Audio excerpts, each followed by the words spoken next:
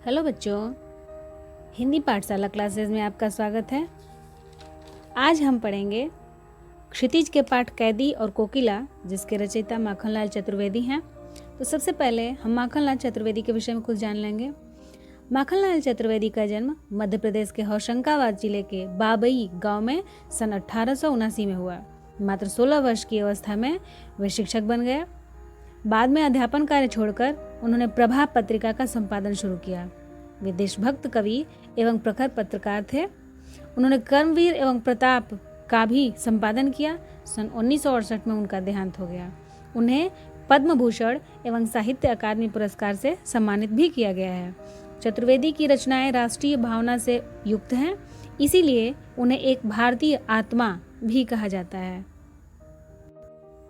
बच्चों, कैदी और कोकिला पाठ पढ़ने से पहले हम पाठ प्रवेश पढ़ लेते हैं।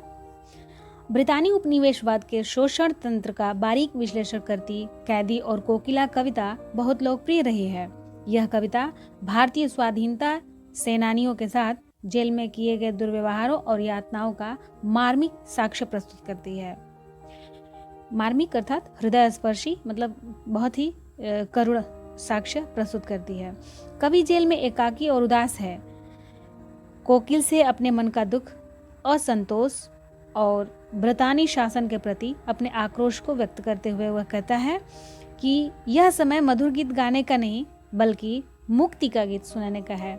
कवि को लगता है कि कोयल भी पूरे देश को एक कारागार के रूप में देखने लगी है, इसलिए अर्धरात्रि में चीख उठ रही है। कवि कहते हैं, क्या गाती हो, क्यों रह जाती हो, कोकिल बोलो तो, क्या लाती हो, संदेशा किसका है, कोकिल बोलो तो। इस कविता में कवि माखनलाल चतुर्वेदी ने कोयल के माध्यम से जेल में बंद स्वतंत्रता सेनानी की मनोव्यथा का मनस्पर्शी चित्रण किया है। यानी कि उनकी मन की जो दुख है, मन का जो कष्ट है, उसका हृदय स्पर्शी, मर्म स्पर्शी, हृदय स्पर्शी चित्रण किया है। कैदी कोयल से पूछता है कि वह क्या गाती है और बीच बीच में चुप क्यों हो जाती है। कैदी यह जानना चाहता है कि कोयल किसका संदेश लेकर आई है। ऊंची काली दीवारों के घेरे में, डाकू चोरों बदमाशों के डेरे में, जीने को देते नहीं पेट भर खाना, मरने भी देते नहीं तड़प रह जाना। जीवन पर अब दिन रात कड़ा पहरा है, शासन है या तम का प्रभाव गहरा है। हिमकर निराश कर चला रात भी काली, इस समय काली मामई जगी क्यों आली। ठीक है, तो यहाँ पे कवि जेल के माहौल के अंदर होने वाले अत्याचार एवं अपनी दयनीय स्थिति का वर्णन करते हुए कहते हैं कि उन्हें जेल के अंदर अंधकार में काली और ऊंची दीवारों के बीच डाकू चोरों बटमारों जैसे जो रास्ते में लोगों का लूट लेते हैं, ठीक है, जेब कतरा जो होते हैं उनको बटमार बोलते हैं, के साथ रहना पड़ता है। यानी कि बटमारों के साथ रहना पड़ता है। जेल में भरपेट भोजन भी नहीं दिया जाता, न जीने दिया जाता और न ही मरने दिया जाता। उनके ऊपर रात दिन कड़ा पहरा लगा रहता है। कहने का मतलब है, जीने नहीं दिया जाता, मरने नहीं दिया जाता, भरपेट खाना नहीं दिया जाता तो जिया नहीं जाता है और मरने भी नहीं दिया जाता है, क्योंकि कुछ न कुछ दिया जाता है ताकि वो तड़पता रहे और जीता रहे। ठीक है, तो कवि कह रहे हैं कि उनके ऊपर रात दिन कड़ा पहरा लगा रहता है। किसके ऊपर? कैदियों के ऊपर। अंग्रेजी शासन की क्रूरता के कारण अंधकार रूपी निराशा ही व्याप्त है। ऐसा लगता है जैसे शासन नहीं बल्कि अंधेरे का प्रभाव पड़ा हुआ है। रात इतनी बीत चुकी है कि अब चांद भी निराश होकर चला जाता है। मतलब चांद जो है वह निराश होकर चला जाता है, यानी वो कैदियों तक नहीं पहुंच पाता। उसका प्रकाश जो है चांद का, वह कैदियों तक नहीं पहुंच पाता है। और ऐसे में कवि को बड़ा ही आश्चर्य होता है और वह कहता है कि सखी आली, जैसे कि लिखा हुआ है, इस समय कालिमा मई जगी क्यों आली। आली मतलब सखी। ठीक है, तो कवि कहता है कि सखी तुम इतनी काली रात में क्यों जगी हुई हो। हम लोग तो कैदी हैं, तुम तो स्वतंत्र हो, फिर तुम इतनी काली रात में क्यों जगी हुई हो। आगे कवि कहते हैं, क्यों हूक पड़ी वेदना बोझ वाली सी, कोकिल बोलो तो क्या लूटा।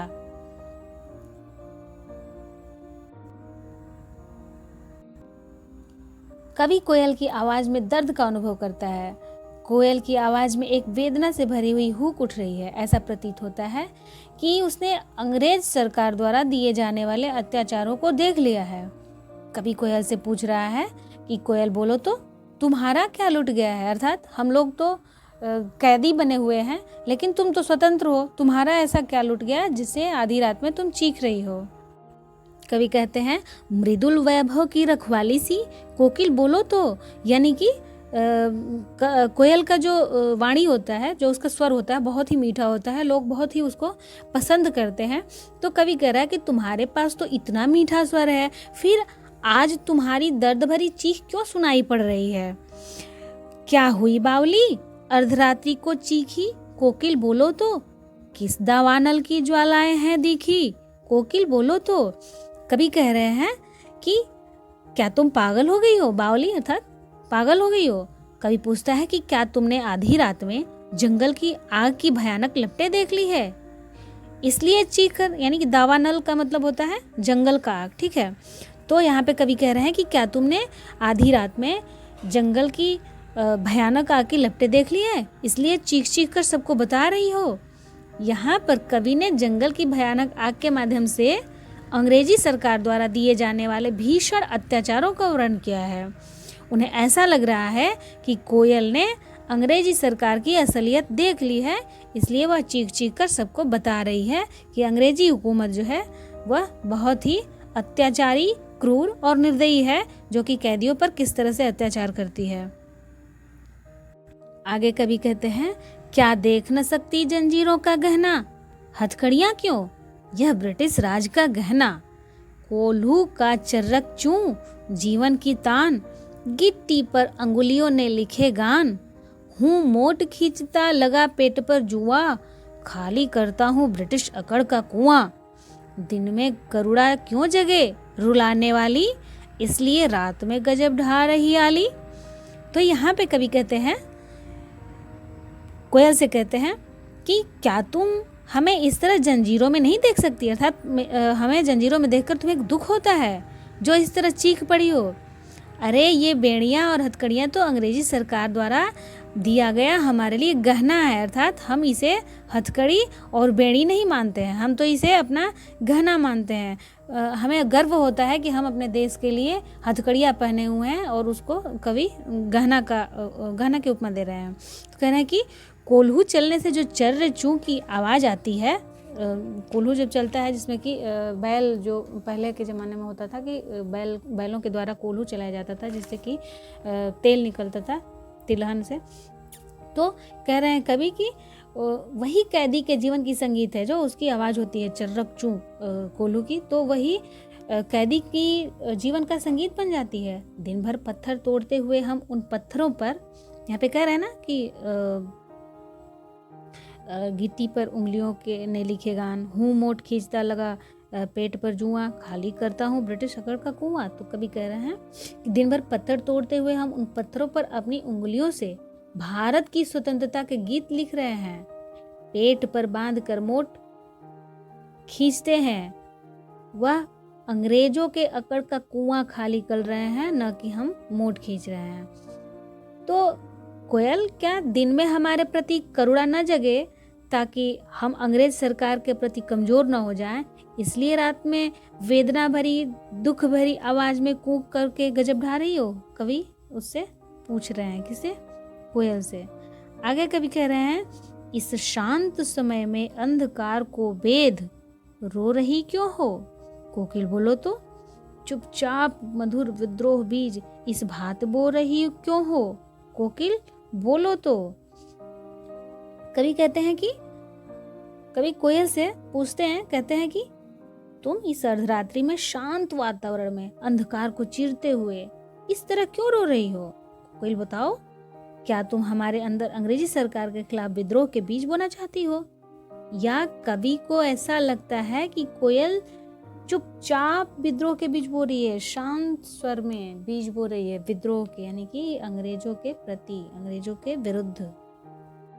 यहाँ पर कवि कह रहे हैं कि काली तू रजनी भी काली, शासन की करनी भी काली, काली लहर कल्पना काली, मेरी काल कोठरी काली, टोपी काली कमली काली, मेरी लौह श्रृंखला काली, पहरे की हूँ कृति की ब्याली, तिस पर है गाली ऐ आली। कवि कहते हैं कि हे कोयल, तुम्हारा भी रंग काला, क्योंकि आप जानते हैं कि काला रंग दुख और अशांति का प्रतीक होता है। तो कवि कैदी के माध्यम से कहते हैं कोयल से कि कोयल तू भी काली और ये रात भी काली है। ठीक इसी तरह अंग्रेजों की करतूतें भी काली है, जो वो हम लोगों पे अत्याचार करते हैं, वो भी उनकी करतूतें जो है वो भी काली है। देश में काली लहर छाई हुई है। देश में काली लहर अर्थात सब में असंतोष रूपी काली लहर छाई हुई है और काली ही कल्पनाएं उठ रही हैं। अर्थात हमारे साथ जो होता है, अगर हमारे साथ गलत होता है तो और भी गलत गलत कल्पनाएं हमारे मन में आते रहते हैं। तो उस तरह से जो देश के लोग हैं उनको, उनके अंदर कल्पनाएं भी जो उठ रही हैं वो भी काली हैं। जेल के अंदर अंधकार और निराशा है, इसी कारण काल कोठरी भी काली है। कैदियों को काल कोठरी में रखा जाता था, जिसमें कि कहीं से भी किसी प्रकार का कोई प्रकाश न आए, ठीक है। और मेरा कंबल भी काला है, कैदियों को कंबल दिया जाता है वो भी काला ही होता है। और कह रहे हैं कवि कि मेरी लौह जंजीर जो है, जिस जंजीर में कवि को बांधा गया है, कैदी को बांधा गया है, तो कवि कहता है कि मेरी लोहे की जंजीर भी काली है। हमारे ऊपर दिन भर कड़ी नज़र रखने वाले पहरेदार जो कि पहरा देते हैं, उनका हुंकार, जैसे कि डांटते रहते हैं, तो वो हुंकार की बात कर रहे हैं, वो भी काली सर्पड़ी जैसी है, ठीक है। हमें गालियाँ भी सुननी पड़ती है। कवि कहते हैं कोयल से कि हमें गालियाँ भी सुननी पड़ती है संकट के इस काल में, ठीक है। पूछ रहे हैं, कह रहे हैं कवि कि संकट के इस काले सागर में तुम अपने क्रांति भरे गीतों को कैसे तैरा लेती हो। कह रहे हैं कि इस काले संकट सागर पर मरने की मदमाती कोकिल बोलो तो, अपने चमकीले गीतों को क्यों कर हो तैराती, कोकिल बोलो तो, ठीक है। तो इस काले सागर में तुम अपने क्रांति भरे गीतों को कैसे तैरा लेती हो, अर्थात कैसे गा लेती हो। ऐसी विषम परिस्थितियों में तुम कैसे गा पाती हो, कोकिल बताओ। आगे कवि कहते हैं, तुझे मिली हरियाली डाली, मुझे नसीब कोठरी काली, तेरा नभ भर में संचार, मेरा 10 फुट का संसार, तेरे गीत कहावे वाह, रोना भी है मुझे गुनाह, देख विषमता तेरी मेरी, बजा रही तिस पर रणभेरी। यहाँ पे कवि कोयल से कहते हैं कि कवि ने स्वतंत्र कोयल एवं बंदी कैदी की मनस्थिति की तुलना करते हुए कहते हैं, मानविक रूप से तुलना करते हैं, मतलब जैसे बहुत ही कष्ट में कैदी है और कोयल को स्वतंत्र रूप से विचरण करते हुए, उड़ते हुए जब देखता है तो उसको भी कष्ट होता है कि काश हम भी ऐसे खुले रहते। तो कह रहे हैं कि जहाँ कोयल हरे वृक्ष की डालियों पर बैठ सकती है, स्वच्छंद होकर नभ में घूम सकती है, वहीं एक कैदी का 10 फुट का काल कोठरी, मतलब काल कोठरी जो तो बहुत छोटा होता है, 10 फुट का ही होता है, रहना पड़ता है। लोग कोयल के गाने की प्रशंसा भी करते हैं, वहीं कैदी के लिए रोना भी मना होता है।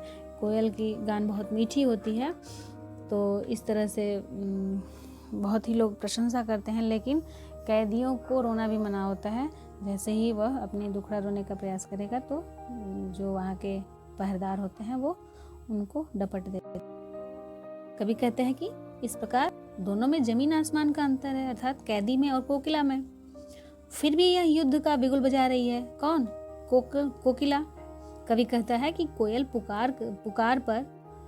पुकार पर वह कुछ भी करने को तैयार है, कैदी कुछ भी करने को तैयार है। कैदी कोयल से पूछ रहा है कि हे कोयल, मुझे बता, ये गांधी जी द्वारा चलाए जा रहे इस स्वतंत्रता संग्राम में मैं किस तरह अपने प्राण झोंक दूं? मैं और क्या कर सकता हूँ? हे कोयल, मुझे बता, ठीक है। इस हुकृति पर अपनी कृति से और कहो क्या कर दूं? कोकिल बोलो तो। मोहन के व्रत पर, मोहन अर्थात गांधी जी की बात हो रही है यहाँ पे, तो यहाँ पे कह रहे हैं कि मुझे बताओ गांधी जी द्वारा चलाए जा रहे इस स्वतंत्रता संग्राम में मैं किस तरह से अपने प्राण को झोंक दूं, अपने आप को न्यौछावर कर दूं। मैं और क्या कर सकता हूँ, हे कोकिल बताओ, प्राणों का आसव किसमें भर दूं। मतलब आसव यानी न्यौछावर कर देना। कोकिल बोलो तो कोकिल हमें बताओ। तो ये रही कैदी और कोकिला की व्याख्या। बच्चों, अगर ये आपको वीडियो अच्छा लगता हो, पसंद आता हो, समझ में आता हो, तो चैनल को सब्सक्राइब करें, वीडियो को शेयर करें और कमेंट बॉक्स में हमें ज़रूर बताएं कि वीडियो कैसा लगा। धन्यवाद।